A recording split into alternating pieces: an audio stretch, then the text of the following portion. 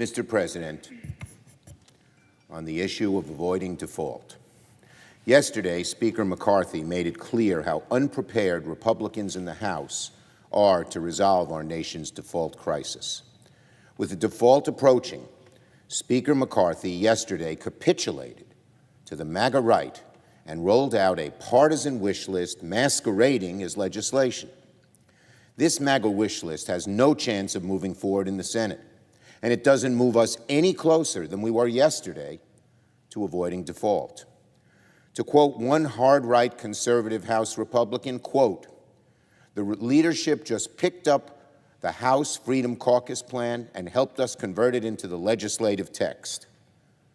That shows you how hard-right this wish list truly is. Again, let me quote one of the most well-known hard-right conservatives in the House.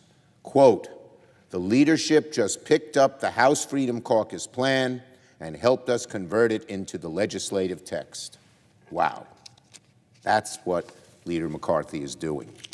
Maybe not as a surprise after what happened with the many votes he needed to get elected. Americans who look at this package will overwhelmingly agree. The biggest losers in Speaker McCarthy's agenda are parents, kids, law enforcement, small businesses, countless others who work hard every single day to make ends meet. When you talk about reducing debt, Wall Street billionaires are not asked to pay even a nickel under McCarthy's bill. Hurt the parents, hurt the kids, hurt law enforcement, hurt small businesses, but leave the billionaires alone? That's what McCarthy's doing over there in the House. Let me say that again. The biggest losers in Speaker McCarthy's blueprint are parents, kids, law enforcement, small businesses, countless others who work hard every single day to make ends meet. Wall Street billionaires are not being asked to pay a nickel. Americans will not accept this transparently unfair and draconian package.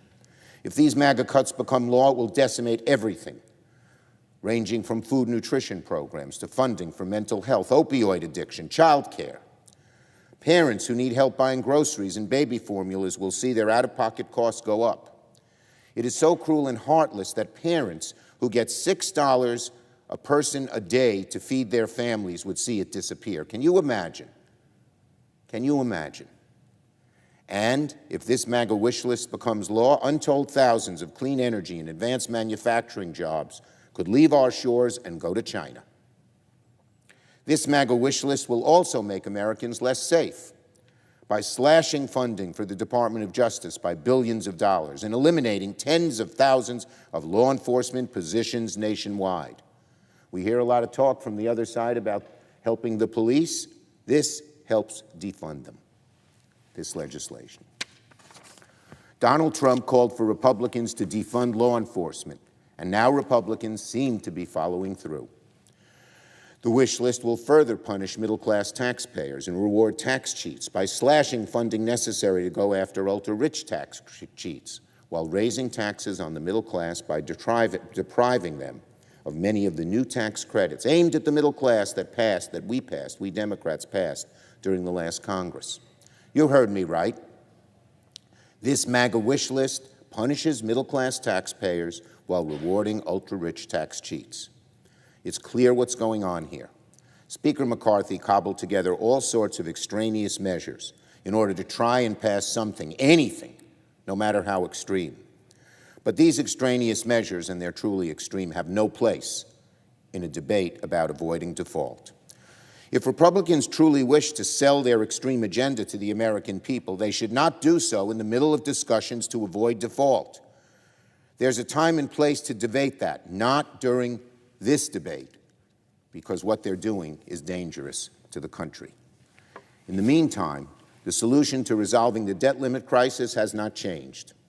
If Republicans want to avoid causing a first-ever default, they should do what we did 3 times under Donald Trump, twice under President Biden: work with Democrats to avoid default without brinksmanship, without blackmail, without hostage-taking, without extraneous demands that nobody in America would want to accept, hardly anybody at all. Speaker McCarthy's wish list is an extreme step in the wrong direction, It heads us in the direction of default, and time is running out.